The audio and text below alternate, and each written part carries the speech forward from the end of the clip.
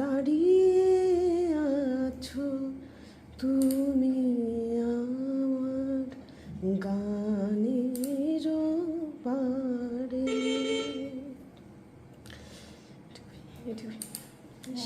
जुबा सा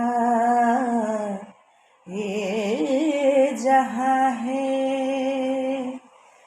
खुशी के पल कहाँ ढूंढूं মানসিক চাপ মুক্তি পেতে ডাক্তারের পরামর্শের সন্তান জন্ম দেওয়ার সময় দুই প্রসূতি মা অপারেশন থিয়েটারে গাইলেন গান। আবারও অপারেশন টেবিলে গান গাইলেন দুই প্রসূতি মা। নদিয়া শান্তিপুরের একটি বেসরকারি নার্সিংহোমে গত 24শে জানুয়ারি এবং আজ অর্থাৎ 26শে জানুয়ারি দুই প্রসূতি মায়ের সিজারিয়ান সেকশনে ডেলিভারি করান প্রসূতি চিকিৎসক ডক্টর পবিত্র কুমার বেপারী। এর আগেও তিনি শান্তিপুর স্টেট জেনারেল হাসপাতালের রোগীর অপারেশন থিয়েটারে অপারেশনের ভীতি কাটাতে গান গাইতে বলেছিলেন সদ্যজাত মাকে। পরপর 2 দিন দুই প্রসূতি মা অপারেশন থিয়েটারে শুয়ে সন্তান জন্ম দেওয়ার ব্যথা ভুলে মা হওয়ার আনন্দে সুরালা কণ্ঠে গাইলেন গান। আর সেই দৃশ্যই ক্যামেরাবন্দি করা হলো যাতে ভবিষ্যতে যে কোনো রোগী অপারেশন থিয়েটারে ভয় না পান। তবে আগামী দিন স্বামী কিংবা পরিবারের অন্যান্য সদস্যরা অপারেশন থিয়েটারে উপস্থিত থাকতে পারবেন কিনা সে বিষয়ে তিনি বলেন, সমস্ত হাইজেনিক বিষয় এবং তাদের মানসিক দৃঢ়তার উপর নির্ভর করবে। তবে একজন ডাক্তার হিসাবে আমার ক্ষেত্রে কোনো আপত্তি নেই। হাসপাতাল সূত্রের খবর অনুযায়ী গত 24শে জানুয়ারি বৈদন্তী মুখার্জির সান্যাল নামের এক প্রসূতি মায়ের ডেলিভারি করানোর সময় গিয়েছিলেন দুটো রবীন্দ্রসঙ্গীত। ওই দিন তার জন্মদিনও ছিল বলে জানা যায়। নিজের জন্মদিনের দিনেই সন্তান প্রসব করেন তিনি এবং অপারেশনের ভীতি কাটাতে চিকিৎসক গান গাইতে অনুরোধ করলে তিনি তার সুরেলা কণ্ঠে গাইলেন দুটি রবীন্দ্রসঙ্গীত। এরপর আজ অর্থাৎ 26শে জানুয়ারি রাজনন্দিনী ঘোষ নামে এক প্রসূতি মায়ের সিজারিয়ান সেকশনে করানো হয় ডেলিভারি এবং তার ওজন ছিল 107 কিলো। তবে সম্পূর্ণ সুস্থ ও স্বাভাবিকভাবে তারও করা হয় সিজারিয়ান সেকশনে ডেলিভারি এবং অপারেশন থিয়েটারে তিনি করেন দুটি শ্রীকৃষ্ণের ভগবানের গান। অন্যদিকে নার্সিংহোমের নাম শ্রীকৃষ্ণ নার্সিংহোম, সেখানে আবার কৃষ্ণের জন্ম অর্থাৎ পুত্র সন্তানের জন্ম। প্রসূতি চিকিৎসক ডক্টর পবিত্র কুমার বেপারী জানান, দেখুন, এটা ডিপেন্ড করা হচ্ছে পেশেন্টকে আমরা কিভাবে কাউন্সেলিং করছি, বাড়ির লোককে কি করে কাউন্সেলিং করছি তার উপরে। এর পাশাপাশি ওটির পরিবেশ বিষয়টি আগের তুলনায় অনেক ভালো ফ্রেন্ডলি হয়েছে। এখন পেশেন্টকে অনেক মেন্টাল সাপোর্ট জোগানো হচ্ছে, যার ফলে যে সমস্ত পেশেন্টরা গান ও অন্যান্য কলায় পারদর্শী তারা সেই সমস্ত করেন, কেউ গান করেন, কেউ আবৃত্তি করেন। অন্যদিকে সন্তানের জন্ম দেওয়ার পরেই হেঁটে চলে বেড়ানো সদ্যজাতদের মায়েরাও জানালেন তাদের গর্বের অভিজ্ঞতার কথা। তবে এক্ষেত্রে দুজনেই সঙ্গীত চর্চা হয় এমন পরিবার থেকে এসেছেন, অনুষ্ঠান করেছেন বহু স্টেজে, তবে অপারেশন থিয়েটারে গান গাইবেন তা ভাবতে পারেননি কখনো। নার্সিংহোম কর্তৃপক্ষ এবং ওটি স্বাস্থ্যকর্মীরা ডাক্তারবাবুর এ ধরনের উদ্যোগ দেখে খুশি। তারাও জানালেন, একভাবে একটি অত্যন্ত গুরুত্বপূর্ণ বিষয় মনোসংযোগ করে কাজ করতে গিয়ে নিজেদেরও যথেষ্ট চাপে থাকতে হয়, তাই আজকের পরিবেশ ছিল অনেকটাই আলাদা, এক নতুন অভিজ্ঞতা। অতএব বলা যেতে পারে অপারেশনের ভীতি কাটাতে প্রসূতি মায়েদের গান করার বিষয়টি ভবিষ্যতে অন্যান্য রোগীদের অপারেশনের ভীতি কাটাবে। অন্যদিকে স্বাস্থ্যকর্মীদের একঘেয়েমি কাটিয়ে কাজে অনেকটাই বেশি মনোসংযোগ করতে পারবেন বলেই আশা করা যায়। সন্তান না, আমার প্রথম প্রথম সন্তান রানাঘাটে হয়েছিল, কিন্তু মানে সারভাইভ করেনি। তো এটা আমার দ্বিতীয় সন্তান। সেক্ষেত্রে এখন সুস্থ তো? হ্যাঁ, পুরোপুরি সুস্থ। এই যে আজকে আপনাকে ওটিতে গান করতে দেখা গেল বা শোনা গেল আর কি, তো সেই গানের ক্ষেত্রে আপনি কি গান করতেন আগে থেকে? হ্যাঁ, আমি ছোট থেকেই গান শিখি। তো গানের সাথে চর্চা আমার আছে। নিশ্চয়ই কোনো স্টেজে বা কোথাও হ্যাঁ, অনেক স্টেজ পারফরমেন্স, ইনফ্যাক্ট নদিয়া ডিস্ট্রিক্টের মধ্যে চ্যাম্পিয়নশিপও আছে।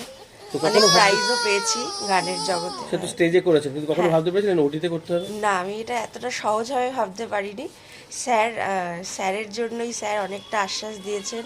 এই যে এখানে আসার আগে যে চিন্তা ভাবনাটা মাথায় ছিল তার তুলনায় কি মনে হচ্ছে অনেকটাই সহজ এরকম ভাবে? হ্যাঁ, সহজ সবকিছু, মানে সহজ মনে করলেই সহজ। আগামী দিনে কি বার্তা দেবেন যারা নতুন মায়েরা একদম পজিটিভ সবসময় থাকতে হবে, পজিটিভ এনার্জি নিয়ে আসতে হবে।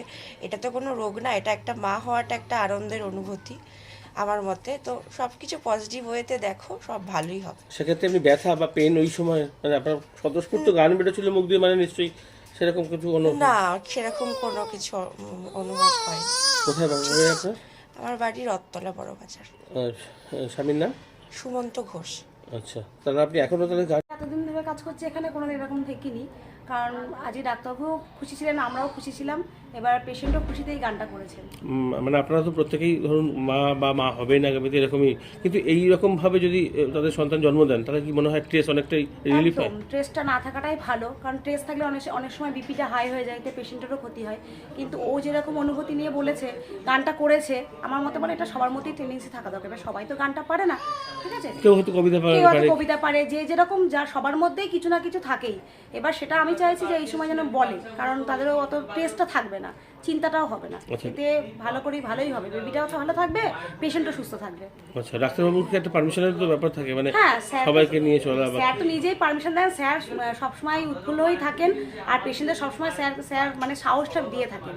এবার সেই হিসাবে ওকে বলেছিল, তা ও তো যেহেতু গানের চর্চা করে, সেই জন্য ওটিতেও গানটা করেছে। আপনার নাম পরিচয়? আমার নাম শম্পা কুণ্ডু, আমি শ্রীকৃষ্ণ রেজিস্টার নার্সিং স্টাফ। হ্যাঁ বলুন, মানে কিভাবে দেখছেন এই যে আজকের বিষয়টি? আমি প্রচণ্ড ভীত ছিলাম। আমি ব্যাপারী স্যারকে প্রথমেই বলেছিলাম যে আমার যেন খুব বেশি পেন না হয়, এটা আপনি দেখবেন, কারণ আমার ওই পেন কাটা ফুটি এগুলোতে খুব ভয়, মানে মা হওয়ার আনন্দ থেকেও যেন ভয়টা আমার কোথাও একটু বেশি ছিল। তো আমি সেই মতন স্যারকে বলে রেখেছিলাম, কিন্তু অদ্ভুতভাবে মানে আমার 2-3টে বন্ধু বান্ধবের মুখে শুনেছিলাম কারোর ক্যাথিটার লাগানোতে লেগেছে, তো কারোর স্পাইনালে লেগেছে অ্যানাস্থেসিয়ার সময়, কারোর চ্যানেল করতেও কেউ কেঁদে ফেলেছে, মানে এরকম। তো আমার আর কি কোনোটাতেই কিছু লাগেনি। আমি তো অ্যানাস্থেসিয়া বুঝতেই পারিনি যে ওটা অ্যানাস্থেসিয়া হলো। এমনকি আফটার সার্জারি যে অনেকে বলে অ্যানাস্থেসিয়ার পাওয়ার চলে গেলে ছটফট করে, ওইটাও আমি ফিল করিনি। অবশ্যই ব্যাপারী স্যারের গুণ, আমি এটা মনে রাখবো। এমনি সার্বিক নার্সিংহোমের পরিবেশ বা সহযোগিতা কেমন ছিল? ভালোই ছিল সবই। আপনি গান করেন কতদিন ধরে? আমি তো ছোটোবেলা থেকে গান শিখি। আমার বাবা সঙ্গীত শিল্পী ছিলেন, শান্তিপুরের নাম করা বিশ্বনাথ সান্যাল, সবাই চেনে এক নামে। তিনি মারা গেছেন। তো এর আগে তো নিশ্চয়ই কোনো স্টেজে টেজে করেছেন। অপারেশন থিয়েটারে করবেন কখনো ভাবতে পেরেছিলেন? না, কখনোই ভাবতে পারিনি। একদিন আমার মা হঠাৎ চেম্বারে এসে স্যারকে বলছিলেন যে ওরা ভয় পাচ্ছে, ওকে কি গান করাবেন। তো তখন ডাক্তারবাবু প্রেসক্রিপশনের ওপর লিখেছিলেন ওটিতে গান শুনবো। এবার তারপর থেকে যতবারই চেকআপে গেছি ডাক্তারবাবু খালি আমাকে রিমাইন্ড করিয়েছেন যে তোর কিন্তু গান শুনবো, এবং এটাই সত্যি হলো। তো এক্ষেত্রে শ্বশুরবাড়ি বা অন্য কারোর কোনো আপত্তি বা কিছু অন্যভাবে দেখা কিছু নয় তো? না, সবাই বলছে হ্যাঁ ভালোই তো, গান গাইতে গাইতে তোর ছেলেও তোর মতো গান করবে, এরকম আর কি সব বলছে। নতুন যারা সন্তান সম্ভবা মায়েরা আসছেন অ্যাডমিট হতে, তাদের জন্য কি বার্তা দেবেন, কি বলবেন? খুব বেশি ভয় পেও না। আমি খুব ভয় পেয়েছিলাম, কিন্তু যতটা ভয়ের ততটা ভয়ের নয়। ডক্টর ভালো তো সব ভালো, এটাই। আর বাকিটা তোমার লাক, আর কি বলবো। আপনার নাম? বৈদান্তী মুখার্জি সান্যাল। এখন বাচ্চা সুস্থ আছে তো? আপনার বাচ্চার একটু সমস্যা ছিল। আমার পরশুদিন অর্থাৎ বুধবারে আমার বৈদন্তী মুখার্জি সান্যাল নামে একটি পেশেন্টের সিজারিয়ান সেকশন হয়, এবং বৈদন্তীর ওই দিন জন্মদিন ছিল, এবং বৈদন্তী আমাদেরকে দুটো সুন্দর রবীন্দ্রসঙ্গীত শুনিয়েছে। এবং আজকে রাজনন্দিনী ঘোষ তার সিজারিয়ান সেকশন হলো, এবং তিনি চেয়েছিলেন যদি ন্যাশনাল ডেতে অর্থাৎ 26শে জানুয়ারি, তার এমনিতেই বেবিটা ম্যাচিওর ছিল, যদি 26শে জানুয়ারি তার সিজারিয়ান সেকশন হয়।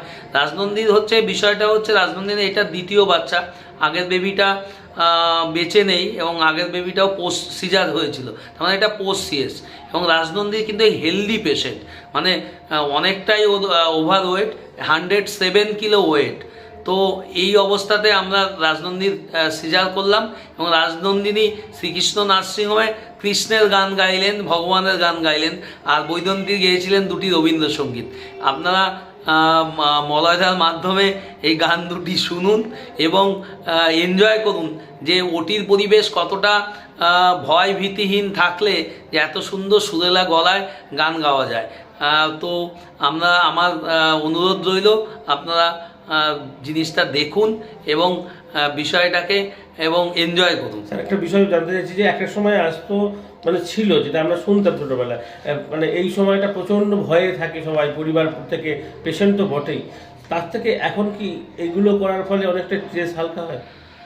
দেখুন, এইটা ডিপেন্ড করে হচ্ছে পেশেন্টকে আমরা কি করে কাউন্সেলিং করছি, প্রি অপারেটিভ বাড়ির লোককে কীভাবে কাউন্সেলিং করছি, সেটাও একটা ডিপেন্ড করে।